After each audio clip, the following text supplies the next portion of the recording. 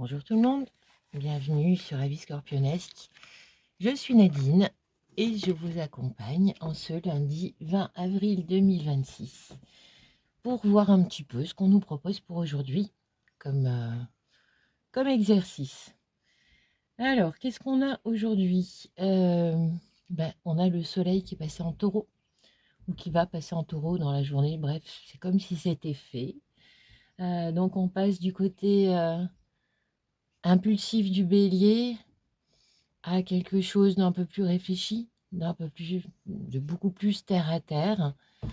Si vous voulez, le bélier, je vois ça comme le leader, celui qui va lancer l'idée et qui va pas forcément aller jusqu'au bout, mais c'est l'étincelle, voilà. Et le taureau, c'est celui qui va mettre en place dans la matière ce que le bélier a initié. Lui, il va prendre l'idée, il va créer l'entreprise par rapport à ça, avec son côté très terre à terre, qui nous sert bien, qui nous sert beaucoup. Voilà, donc je vais essayer de ne pas m'éparpiller aujourd'hui. Pour tout vous dire, c'est la 3e fois que je tourne la vidéo.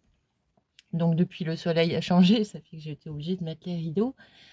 Voilà, parce que ce matin, c'est un mélange entre le bélier et le taureau. Vous voyez, on est sur la fin du bélier. J'ai tous les animaux qui m'entourent et il y en a quelques-uns qui se sont ligués les uns derrière les autres pour me pourrir mes 2 premières vidéos. Donc c'est pas grave, j'ai vu le message était quand même le même, donc ça va être le challenge de voir si il s'est affiné ou pas. Voilà, donc ça image très bien le passage du bélier au taureau. Donc je vous disais, aujourd'hui on a le soleil qui est dans le taureau, on a la lune qui est dans le taureau aussi, on a Vénus dans le taureau. Donc on a quelques placements qui vont nous permettre de stabiliser. J'espère que vous êtes allé voir votre thème astral, que vous avez au moins la notion de où est votre soleil, votre lune. En général, soleil ascendant, on le connaît, la lune un peu moins. Milieu du ciel aussi, c'est intéressant de regarder. Et après, vos planètes personnelles, où est votre Vénus, où est votre Mercure, où est votre Mars. Parce que ça nous sert à quoi tout ça? C'est pas juste pour faire beau sur le papier. Là, aujourd'hui, on a la lune en taureau. Donc, si vous avez la lune en taureau, si vous êtes allé voir sur votre thème et que vous avez découvert que vous avez la lune en taureau, pendant tout le temps où la lune va être en taureau, je vois ça comme des portes d'opportunité pour faire des grands bonds en avant. Enfin, c'est c'est votre énergie. Donc, si vous êtes centré, vous avez moyen de modifier votre programme beaucoup plus facilement. Personnellement, j'ai ma lune en Gémeaux, donc c'est la prochaine qui arrive. J'ai hâte un petit peu, ça va me faire du repos. Donc je sais que quand la lune est en Gémeaux et passe sur ma lune, je sens l'énergie qui change. Je suis comme un poisson dans l'eau, on va dire, et la concentration est optimale. Enfin, voilà, je suis optimisée quand je suis dans les énergies de ma planète ou de mon luminaire natal. Donc c'est pour ça que je vous parle de l'astrologie et qu'on complète avec les cartes, parce que de toute façon, tout est lié. C'est juste 2 manières différentes de lire exactement la même chose. Votre carte natale, c'est votre personnage, le personnage que vous êtes venu incarner dans cette matière. Et ça vous donne les caractéristiques. Un peu comme quand vous faites des jeux de rôle. Je ne sais pas si vous êtes des gamers. Moi, j'ai adoré Final Fantasy. Et le jeu, je l'ai fait plusieurs fois. J'adore cet univers. Et bref, c'est pas pour ça que je vous le disais. C'est parce que les personnages, on peut les monter. On peut les monter en magie. On peut les monter en point de vie, etc. etc. Et quand vous trouvez des objets, c'est des objets qui vous augmentent les points que vous aviez à la base. Donc, le thème astral, c'est exactement la même chose. Ça vous décrit votre personnage, comment vous avez comment votre personnage agit. Et quand il agit comme ça, c'est la meilleure manière d'agir. Voilà, quelle est la meilleure manière d'agir de votre personnage. Pour Vénus, c'est ce que vous aimez. Parce que si vous êtes dans un environnement que vous n'aimez pas, mais que vous ne vous l'êtes pas dit, bah, vous n'êtes pas optimisé. Pareil pour toutes les planètes, voilà. Et du coup, bah, c'est un grand jeu, c'est un peu comme le loto. Là, quand vous avez une planète personnelle qui se trouve au même point que l'astre qui est dans le ciel, bah, c'est votre jour de chance, quoi. C'est un peu comme votre anniversaire dans ce domaine-là. Et vous savez que tout ce que vous allez faire ce jour-là, bah, ça va fonctionner comme sur des roulettes. Donc voilà, je trouvais important. C'est pour ça que je m'acharne à parler d'astrologie à tout le monde. C'est pas pour, enfin voilà, c'est parce que c'est utile. Je trouve ça super utile. Après, ce n'est pas en tout. C'est comme tout d'ailleurs. Faut rester dans le chemin du milieu. Faut pas tomber dans les excès d'un côté ou d'un autre.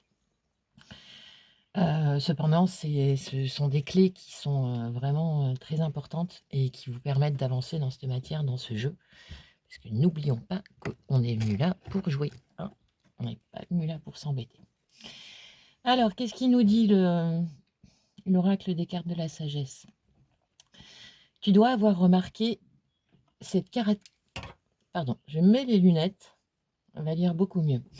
Tu dois avoir remarqué cette caractéristique de chacune des fins que l'ego a acceptées comme siennes. Quand tu l'atteins, elle ne te satisfait pas.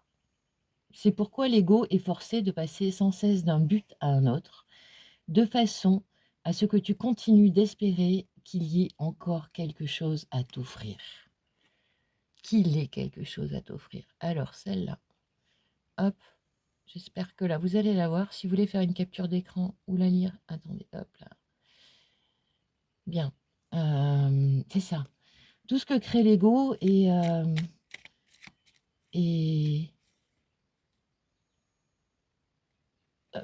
immédiat, satisfaction immédiate, simplement pérenne. Voilà, j'avais perdu mon mot. Tout ce que crée l'ego n'est pas pérenne. C'est ce qui va nous satisfaire sur le moment, mais dès que vous l'avez fini, bah, vous avez envie d'y revenir. Bah, pour les fumeurs, c'est comme les cigarettes, hein, vous avez l'impression que la cigarette, elle vous fait du bien.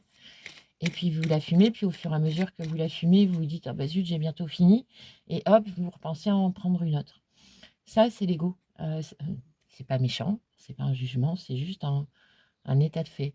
Voilà. C'est comme si je vous disais: «Tiens, vous êtes en seconde», ou «Tiens, vous êtes en première». Il n'y a pas de jugement, c'est juste un fait. Voilà. Donc quand vous êtes dans l'ego, vous êtes en mode ego, c'est pas grave, vous êtes sur le petit vélo qui tourne dans votre tête. Donc le tout, c'est d'en prendre conscience et de revenir dans l'immédiat. Comment faire? C'est ce que nous dit la carte. Lorsque vous arrivez à switcher à l'intérieur de vous, pour vous dire: «Est-ce que j'en aurai encore envie dans 10 minutes?» Si vous arrivez à trouver cette force en vous, et ça vient de plus en plus facilement au fur et à mesure de l'entraînement, parce que ça demande une discipline quotidienne, on va pas se mentir. Quand vous arrivez à entraîner votre mental qui est blessé à dire: «OK, si tu en as encore envie dans 10 minutes, tu pourras en prendre une». Donc vous allez regarder passer les 10 minutes, en général, c'est ce qui se passe, et puis 10 minutes après, un pas de plus. Vous vous dites: «Allez, j'ai réussi à tenir 10 minutes, je peux, si dans 10 minutes j'en ai encore envie, je réfléchirai si j'ai envie de la prendre ou pas», et cetera, et cetera. Et en vous coachant comme ça, tout seul, parce que mine de rien, vous coachez votre inconscient blessé. Donc c'est comme si vous étiez, vos parents pour votre enfant intérieur, pour essayer de vous mettre dans le mood. Bah, comme ça, en fait, vous arrivez à relâcher ce mental blessé, au fur et à mesure du temps. et vous allez voir que ça va être de plus en plus facile et que après vous allez arriver à, de temps en temps, être sur votre petit vélo qui pédale, simplement de vous en rendre compte rapidement et de trouver le cheminement pour, hop, revenir sur la version mature de votre enfant, enfin mature, guéri, vos parents intérieurs, bref, vous m'avez compris. Et de là, bah, vous continuez à créer. Et vous allez voir que c'est génial parce que au début, c'est apeurant, sauf que la peur, on la laisse derrière. Euh, donc même si au début c'est apeurant, vous allez voir que en faisant le boulot, vous avez de plus en plus de facilité à revenir. Je vous disais, ma lune est en Gémeaux, et heureusement que j'ai mon Scorpion, ma programmation Scorpion dans mon thème, qui me transforme en... Je suis une militaire intérieure avec moi. Peut-être des fois un peu trop, du coup, un peu trop dur avec moi. Simplement, je m'impose une discipline. C'est comme ça. Les filles, doucement. Les filles. Chut, chut, chut. Voilà, petite intervention. Ça marche mieux en discipline avec moi qu'avec les chiens. Il faut que je reprenne bref, j'en étais à... oui, voilà, je m'impose une discipline à revenir. Comme là, vous voyez, je vois bien que je passe du coq à l'âne. Cette énergie de lune en taureau, elle m'énergétise et je vois bien qu'elle me perturbe.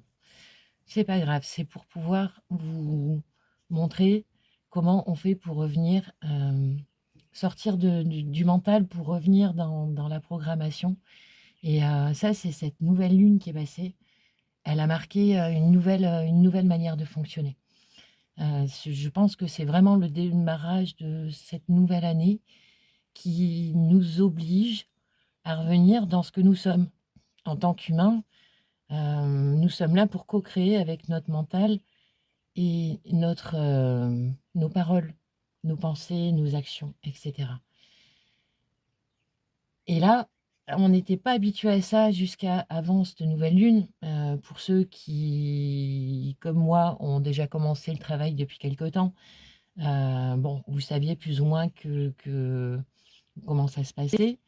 Maintenant, il faut se dire qu'il y a beaucoup, beaucoup de personnes qui ne sont absolument pas au courant de tout ce qui est astrologique, de tout ce qui est énergie, etc.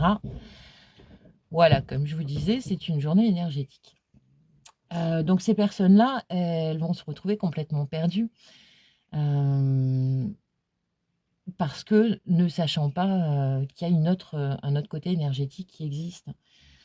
Donc justement, dans ce grand jeu de la vie, l'important, c'est de faire gagner l'équipe. C'est pas une compétition.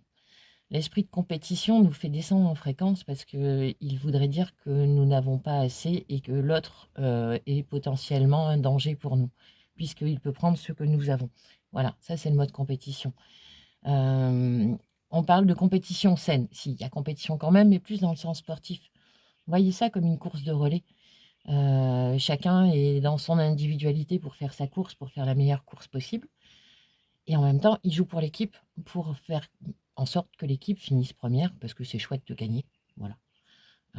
Gagner pour le plaisir de gagner, bah, c'est une bonne vibes. Hein. Faut pas cracher sur les gens qui veulent gagner. Bah voilà, je me suis éparpillée. Donc, on recentre. Hop là. Oui, voilà. On est là pour faire un jeu d'équipe. Donc, c'est-à-dire que cette nouvelle lune, elle nous a éveillés à une nouvelle manière de fonctionner. Une manière qui devrait et qui, je l'espère, rapidement s'installera comme étant la norme. Bien que j'aime pas, norme, c'est pas forcément ce que j'aime pas trop ce mot, qui sera la nouvelle manière, la meilleure de fonctionner en fait. Comment on fonctionnait avant, ça sera has-been. Donc en intégrant les acquis que vous avez pu récupérer depuis toute la semaine dernière et avec cette nouvelle lune, ça allège l'énergie de l'ensemble de l'équipe et ça permet à ceux qui viennent juste de découvrir ça, d'alléger un petit peu leur fardeau. De la même manière que quand vous travaillez sur votre signe, vous travaillez sur tous les signes. Enfin, voilà, si vous travaillez sur le taureau, vous savez que ça va impacter tous les taureaux. On est tous liés, tout est lié. Donc voilà, c'était un peu long, mais je pense que c'était important de le dire. Pardon. Alors, qu'est-ce qu'on nous dit? Je peux créer mon propre bonheur, comme je peux créer mon propre malheur, par une simple parole. Cela dépend uniquement de ce que je me raconte comme histoire. Je peux le vérifier en créant son opposé et en observant ce qui se passe dans mon corps. J'apprends ainsi à garder de la souplesse dans mes interprétations et à gagner en légèreté. Ouais, c'est exactement ça. C'est ce dont on parle. C'est vrai que le corps, c'est le programme. Donc, du coup, je regarde. Ouais, ça va, j'ai encore un petit peu de temps. Ce que nous créons en énergie, voyez ça comme l'ordinateur, comme le processeur interne de l'ordinateur. Voilà. Le programmateur, c'est votre moi supérieur. Et le corps, c'est le programme, l'exécution du programme. Donc, votre corps ne ment jamais, puisque il va fonctionner de manière automatique en répondant à votre programme intérieur. Donc, vous ne pouvez pas le remettre comme 1 plus 1 égale 2, c'est comme les bases des maths. Ça fait partie des choses que vous ne pouvez pas remettre enfin, vous pouvez le remettre en question, hein, si vous voulez, vous naviguerez dans votre petit mental. Après, on ne sait jamais, ça sert toujours à quelque chose de méditer sur les... voilà. Passez toujours par votre corps et voyez comment il réagit. Si, quand vous pensez à quelque chose, posez une main sur le cœur, pensez à cette chose et respirez un grand coup. Si cette chose est mauvaise pour vous, vous verrez que vous aurez du mal à gonfler complètement vos poumons, sans forcer, sans faire exprès. Simplement, voilà, vous allez voir que vous ne pourrez pas respirer à plein poumon. Ensuite, faites l'exercice de penser à quelque chose que vous aimez beaucoup et refaites l'exercice en respirant. Et vous allez voir que vous allez prendre une grande inspiration et vous avez l'impression de pouvoir respirer encore et encore. Voilà, donc notre corps ne ment jamais. Si votre corps se contracte, c'est que la chose qui est en face de vous, c'est pas pour vous ou c'est pas bon pour vous.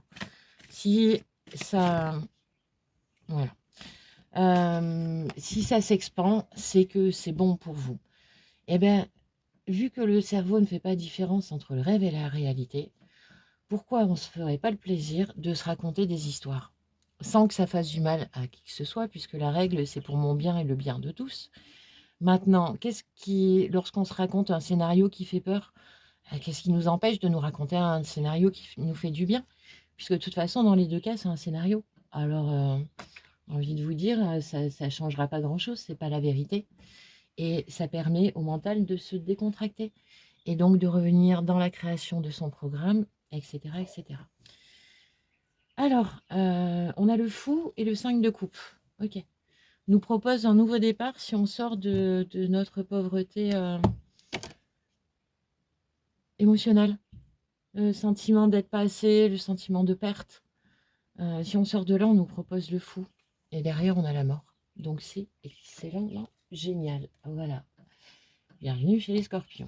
Alors, le roi d'épée, le valet de denier, l'empereur, rien que ça. Génial.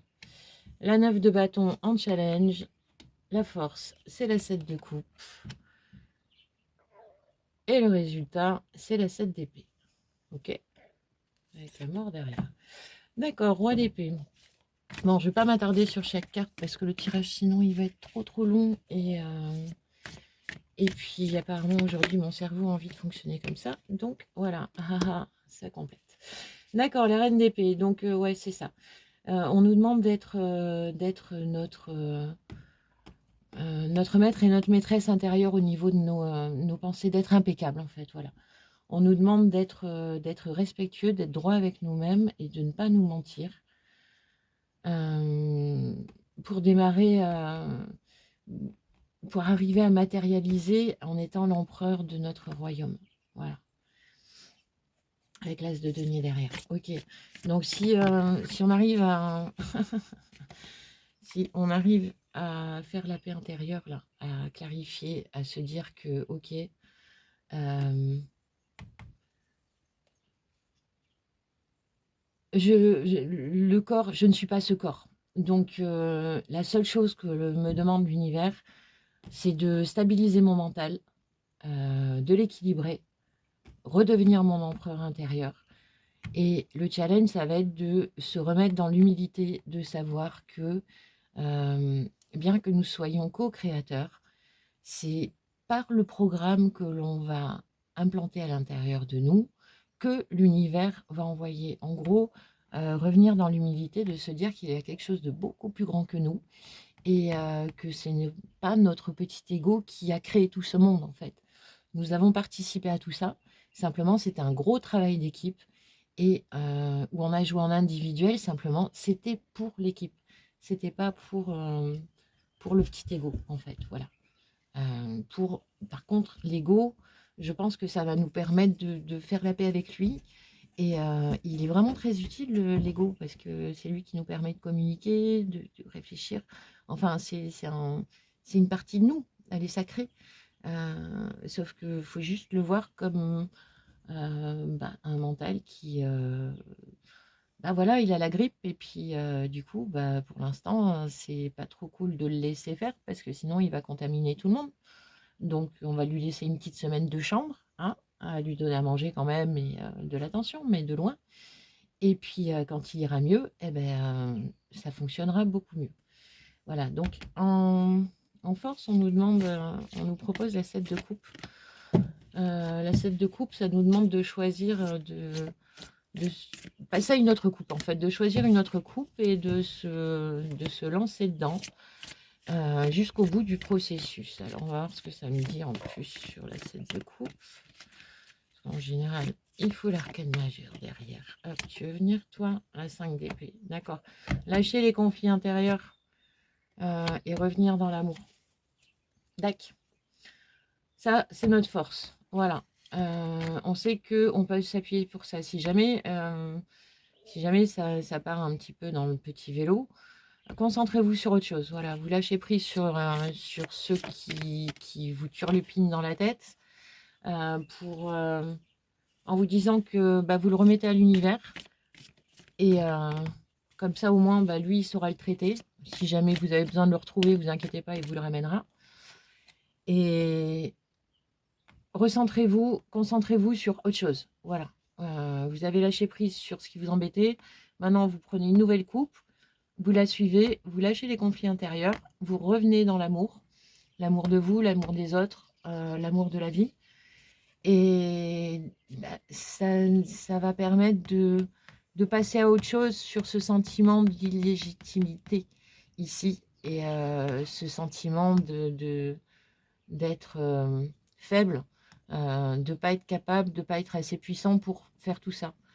Effectivement, on a besoin de l'univers pour tout ça. Donc, on passe aux 3 de bâton, c'est-à-dire que on tourne le dos à la boîte qu'on a choisie et on attend, on sait qu'il y a le bateau qui va arriver. On ne sait pas encore où il va, on ne sait pas quand il va arriver, mais on est là, on attend parce que c'est ce qu'on a à faire. Patienter en étant sûr que la chose arrive. Voilà. Et vous voyez, derrière, on a le soleil. Donc, chouette. En gros, si... Eh ben oui, je ne l'avais pas vue, celle-là. Celle-là, je m'en suis servi souvent. Ça me permet de faire redescendre mon ego, justement. Enfant de Dieu, tu fus créé pour créer le bien, le beau et le saint. N'oublie pas ça. Ok, bon, eh ben, mon avis scorpionesque là-dessus, c'est que Papa Saturne il est en train de nous faire travailler, il est encore dans le bélier. Donc, il va falloir qu'on se mette dans le rang, je pense. Sinon, ça va piquer peut-être un peu. On arrive à ce moment où on considère qu'on a suffisamment grandi et qu'on n'a plus à se comporter comme des gosses qui se sentent malheureux parce en vibrant cette fréquence, on la crée dans le monde extérieur. Et je crois que maman Gaïa, elle est en train d'ascensionner et je crois qu'elle en a un peu marre de nos bêtises. Donc, ben, c'est une journée qui nous propose de grandir, de revenir dans nos responsabilités, de voir comment ça se passe une journée quand on est devenu grand et qu'on est devenu responsable. Et ça nous amène quelque chose de beau, ça nous amène le soleil. Donc voilà, voilà, c'est chouette. Bah écoutez, je pense que ça a assez duré. Ouais, 25 minutes dure. J'espère que ça vous a plu. Cette lune, finalement, vous voyez, au début de la vidéo, je vous disais qu'elle me perturbait. Et en fait, ben, en se servant de son énergie, parce que le taureau, il est quand même les pieds sur terre, ben, j'ai réussi à faire quelque chose de à peu près cohérent. Qui était quand même pas mal. Donc voilà, je vous souhaite de trouver votre aide, votre manière de revenir dans le moment présent et de créer une super journée. Hein. Comme ça, on va commencer à créer un joli monde un petit peu. Parce que c'est pas qu'il y en a marre de voir ce monde qui tourne à l'envers, mais on est capable de faire beaucoup mieux. Voilà. Si vous avez besoin de moi, c'est aviscorpionesque@gmail.com. Que ce soit pour prendre rendez-vous, pour vous aider à trouver votre thème astral, si jamais vous avez du mal ou que... Voilà, moi, ça ne me dérange pas. Je vous envoie la copie avec le lien. Par contre, après, vous savez, c'est à vous de faire le travail. La page Facebook, le groupe Facebook, toujours là aussi, Aviscorpionesque. Je vais vous laisser le lien en dessous. Bah, c'est tout. Merci d'avoir écouté. N'oubliez pas de liker, de commenter, de vous abonner. Faites-moi vos retours, ça m'intéresse et ça me permet aussi de m'améliorer. Voilà. Je vous souhaite une belle journée et puis je vous dis pas à demain. Bonne journée, au revoir.